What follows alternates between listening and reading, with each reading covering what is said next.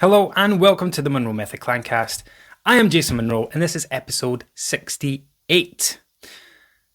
This week I spoke about something inside our private coaching community.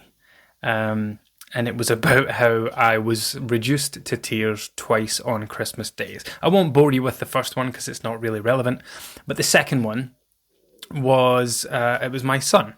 So my eldest son is 8 years old. He gets pocket money for doing chores in his room. My wife's got some kind of app thing set up for him. And he had a bit of money put away and he wanted to spend it on his family. So he texted his gran. He asked his gran if she would take him shopping. She obviously said yes. And off they went on a little shopping trip, just the two of them. And Jacob picked a present for each of us, my wife, me. He got the dogs one and his younger brother. Now, the mind of a child is a wondrous thing. It truly is. Like when I think about buying gifts for my wife, it's like, right, I need to think of 6, 7, 8 different things that I need to buy my wife. Couple of big things, lots of little things, and I need to fill a stocking for her. That's the way that my mind works at Christmas. The mind of a child. Like, Jacob went to the shop and just wanted to pick one significant, meaningful gift for each of us. And honestly, the things that he bought for us were so thoughtful and considerate. So the one I want to talk to you about is what he got for me, right? So it's Christmas morning. I'm already pretty emotional after getting my wife's gift. Jacob's happy opening his presents, but because of the way he is, he's absolutely bursting with excitement to come and give me the one from him and have me open his gift. So I open it. It was pretty obvious what it was when the way it was wrapped. It was some kind of picture frame type thing. So I opened it, and inside was a picture. Not a picture. It was a frame with a quote inside it, right? And it said, it's behind me on the wall in my office, on my bookshelf, "You are exactly where you need to be." And that's all it says. And I burst into tears. I exploded into tears. And he looked a little bit worried because he couldn't understand, because he's like, you know, he wants his expectations. You know, you can imagine what was going on in his head. I'm going to give my dad this, he's going to love it, he's going to be so happy, he's going to give me a big hug and all this stuff. I burst into bloody tears and gave him a big cuddle. Told him that I loved it, and then he explained to me why he picked it. He said, I know you like putting things on your wall in your office, and this has got nice writing on it, it's nice and glittery, and you're exactly where you need to be because you're in your office. Now, how ridiculously innocent is that? How beautiful is the innocence of that? Like, he has no idea how I've read that, how I've taken that. He's got no understanding of the deeper meaning of it. So a few days later, I brought him into my office to show him that I put it on my shelf, and I explained to him the deeper meaning of it. I explained to him what I took from it, and I told him that when you give people gifts, you're giving someone a gift from the way that you're thinking, right? So you think, I'm going to give this to this person for this reason, right? So you got me this picture because you thought my dad likes putting stuff up in his office on the walls. This has got nice writing in it. He likes stuff like this because I've got like other quotes and stuff about the place. And he thought that I would really like that. And the meaning of it to him was, you are where you need to be. You're in your office doing your work. This is where you're supposed to be. Whereas for me, fuck me, I went deep with it. Like, I went way, way down. Like, I was thinking about, on Christmas morning, I'm instantly thinking about how far I've come in life, where I am right now, how much I still have to achieve, how much I've achieved so far, and all these other things. And that's what made me really emotional. And that's what I explained to him. I said, look, the deeper meaning of this, the way that I've taken this. So I understand what you meant when you give me this, but here's how I've taken it. Here's my take on it. I worry a lot that I'm not good enough. I'm not doing good enough as a parent. I'm not doing good enough as a husband. I'm not as far along as I should be. I've not got as many qualifications as I would have liked. I've not done as many courses as I would have liked. Personally, I'm not where I want to be. I would like to have built more muscle by now. I'd like to be fitter by now. I would like to be farther on with business. I've got projects and side projects and things I want to add to what I'm currently doing, and it's just this I had this constant stream of all these things that I've not yet accomplished. And it's not something that comes into my head all the time. I'm conscious of them, I'm aware of them, but they don't overload me or overwhelm me. But I do think about them from time to time. And getting that gift from him on Christmas morning just it shattered me. It brought me right down to earth. So I wrote a daily post about this inside our coaching group, and it was well received. So I thought it would be something that I could bring up again in the form of a podcast episode. So it does not matter where you are right now. It doesn't matter what's happening. And I'm going to use COVID in this example because I spoke a lot about this during COVID, during the pandemic. A lot of my content on Instagram, a lot of my content in my emails, a lot of the stuff that we spoke about inside the Monroe Method was about practicing acceptance. There's a wonderful book by a lady called Byron Kate, and it's called Loving What Is. And in this book, she talks about acceptance, and she talks about arguing with reality. When you argue with reality, you lose every single time. It is not a fight you will win. You will always come off worst. For example, if I was to look outside right now and it was pissing with rain and I had these plans to go for a big walk and it was raining, what are your options? Number one, you accept that it's raining. There is nothing, I have no control of the weather. It's not my fault it's raining. I didn't do this. I checked the forecast. It looked all right, but it's raining. And you accept that because there's nothing you can do about it.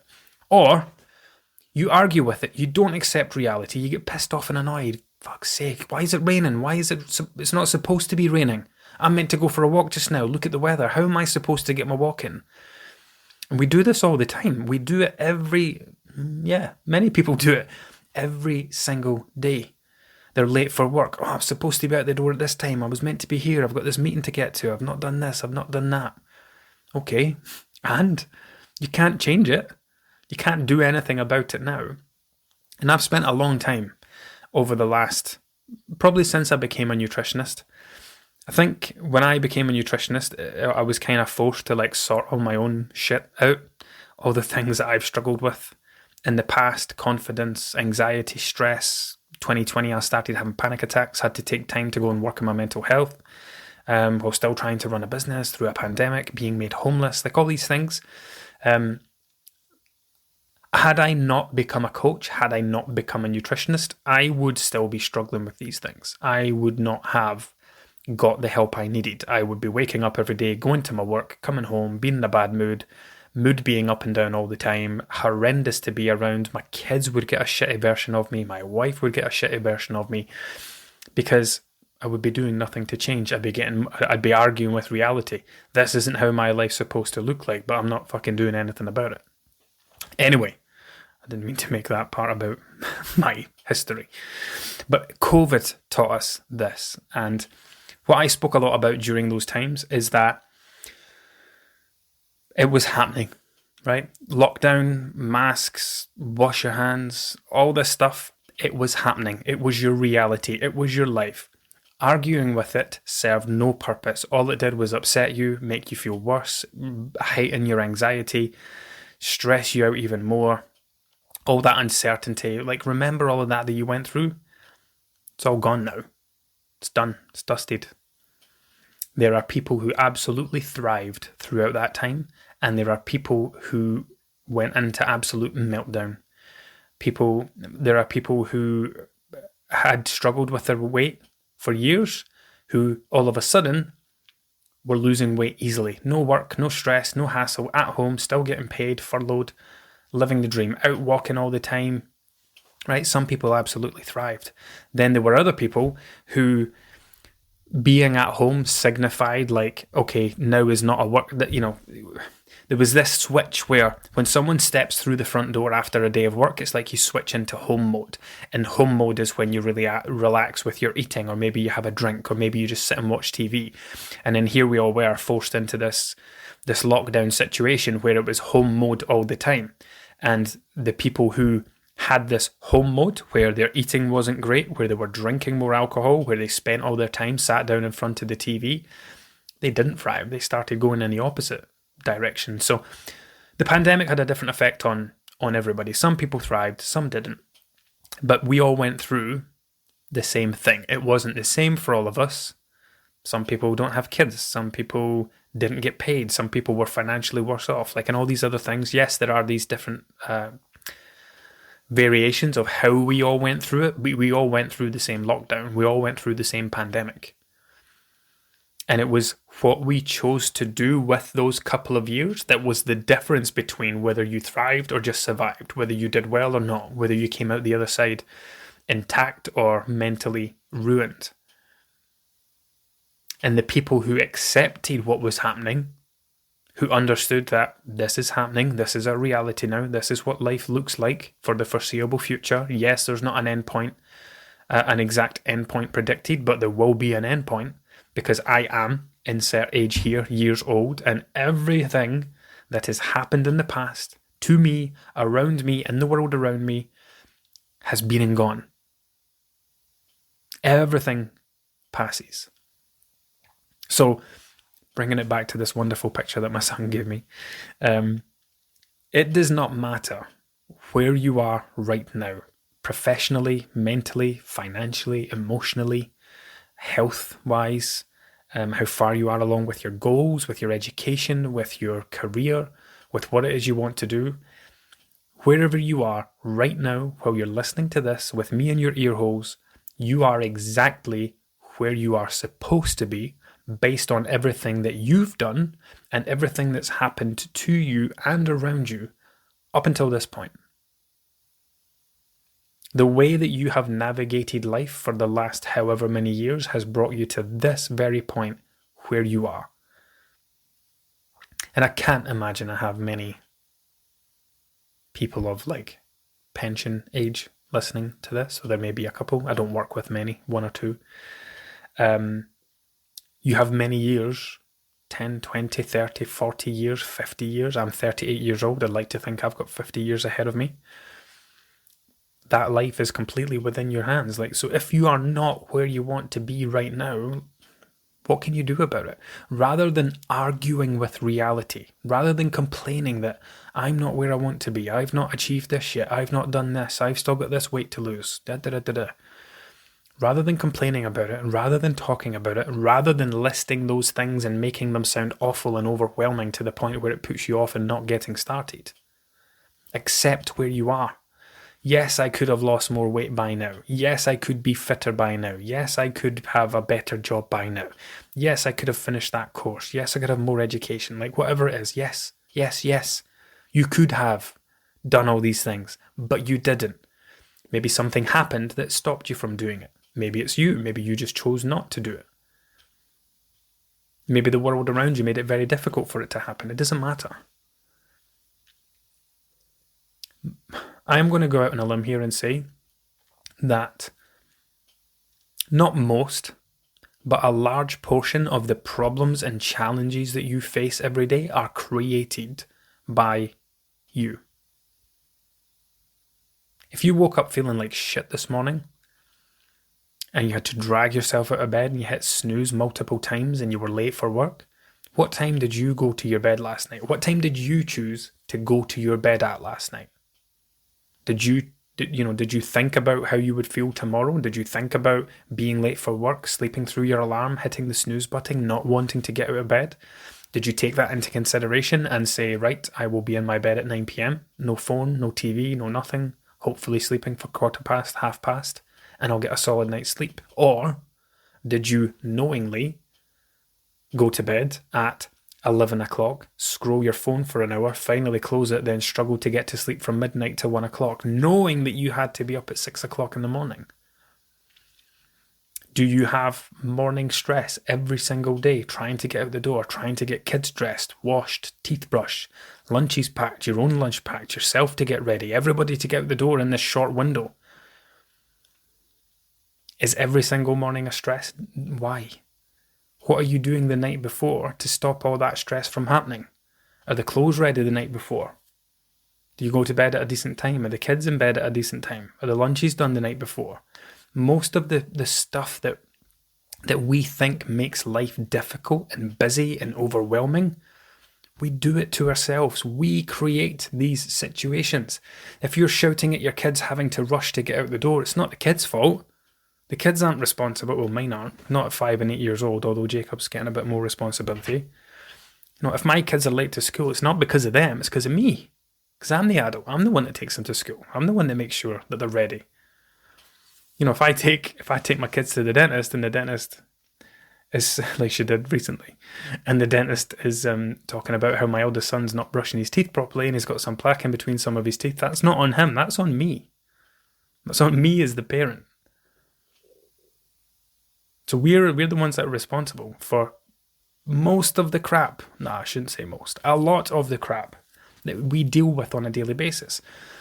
People talk about their weight. Oh, my mum's a feeder, my grand's a feeder, this other person does this. Like, it's not the other person's fault.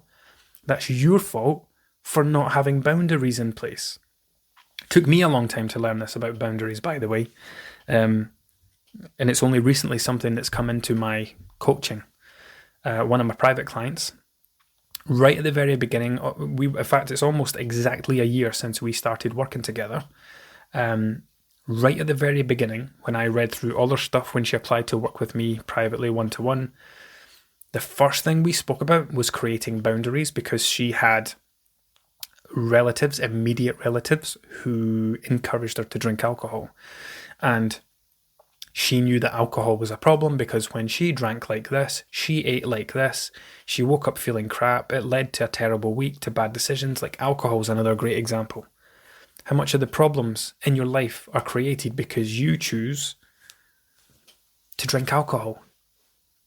You know you'll be hungover. You know your Sunday will be wasted. You know your Monday will go terribly. You know you'll be full of anxiety, riddled with guilt, shame, regret, wishing you hadn't done this, wishing you hadn't done that.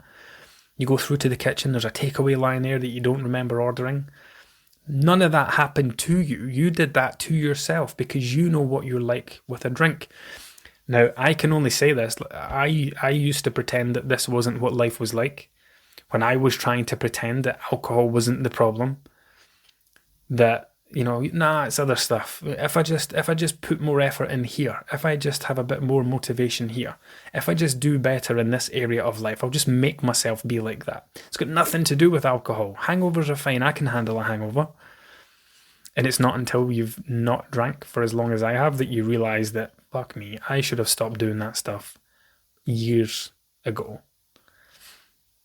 So a lot of the stuff that happens, not to us, but a lot of the stuff that we think happens to us, we're creating it. We're doing it to ourselves. Yes, there is stuff in the world and there's stuff that happens to you that's outside of your control, right? You can't control a boiler breaking down, a car breaking down, getting a flat tyre. You can take preventative measures like MOTs and boiler services and things, but you can't stop these things from happening, right? So yes, there is some shit in your life that will happen to you, but we add to that. These are uncontrollable things that can happen at any time. Taking yourself to bed at midnight every night, that's your own thing. You're creating more stress in your life by doing that. Leaving everything to the morning. Sitting down on the couch after your dinner from like 7 p.m. till midnight. 5 hours, sat in front of the TV, not even watching the TV, scrolling your phone. Then going to bed, then getting up in the morning, panicking, frantic, fuck, I'm late, I've got to do this, I've got to do that, I've got to do that. You didn't have to do all that. It could all been done. You could have borrowed 30 minutes from the night before and made your next day relatively stress-free. So, how do we bring all this back to round this off? To summarise, you are exactly where you are supposed to be right now, whether you like it or not, whether it's a place you want to be or not, whether you like that idea or not. You are exactly where you're supposed to be, not just because of the things that you've done or not done, but because of the world around you, because of your environment, because of situation, because of things that have happened outside of your control. Here's the thing, like, if 100 negative things happen, but you could have controlled 60 of them, then what difference would that make to your life? You ever have one of those things where you're like, oh, it's just one thing after another. This happened and this happened and this happened. You're like, and you start catastrophizing these things and adding them up and trying to make them sound worse than they are. And you're trying to beat yourself down to think that you're a victim and your life's just so, why is life so hard? Why does this always happen to me? I've done that. I've been there. And yet 90% of the shit that I was listing on that list was stuff I did to myself. You know, it was once upon a time,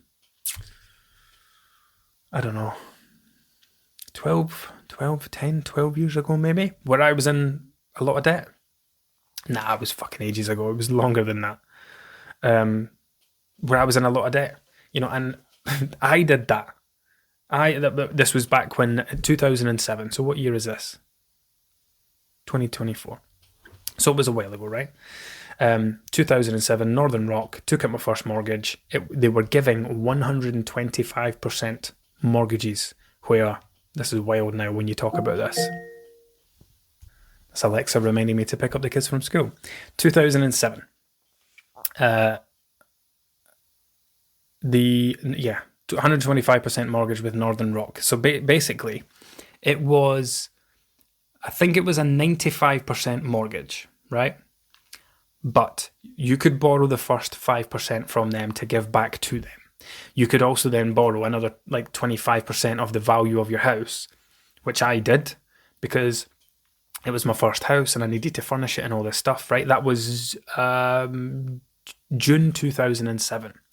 I think it was October, don't quote me, but October 2007, Northern Rock was the first one to go down in the financial crash, and that's who I had my mortgage with. My house value went through the floor.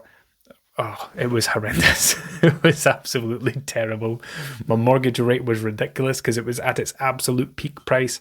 And from there came a series of terrible financial decisions as I tried to fix this situation, and only served to make it worse. Those days are long gone, but we learn from these things. We learn from the mistakes.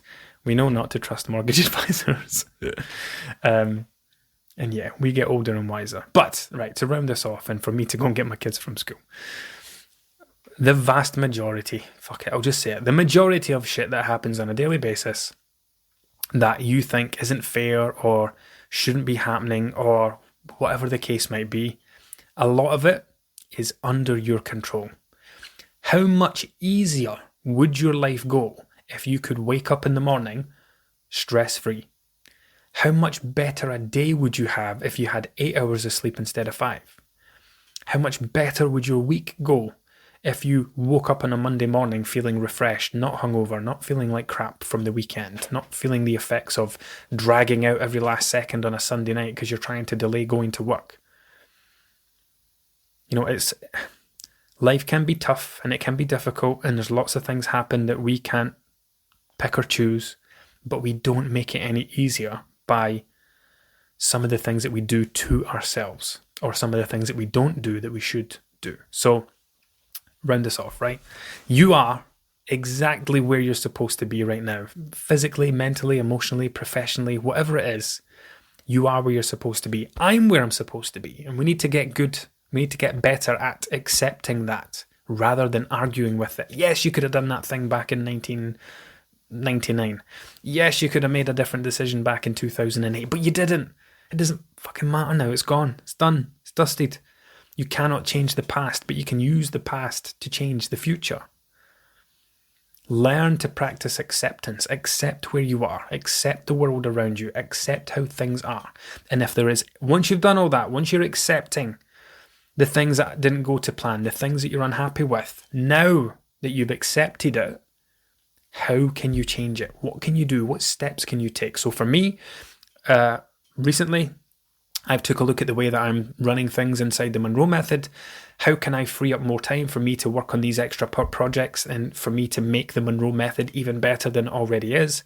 I'm already putting things in place because I'm the boss. I'm the guy. There's nobody above me. I'm the one that decides how things go. It's only me that can change it. So how can I change things to work better, to still deliver a great service, but be able to work on these other things? So I'm having to make changes there. I've accepted that what I've done, the way I've done things until this point has got me this far. But I've also accepted that if I keep doing things the way I've always done them, it's not going to help me get somewhere different. So something has to change. And it's the same for you. Accept where you are. Accept this point in life. But don't accept that this is how it always has to be.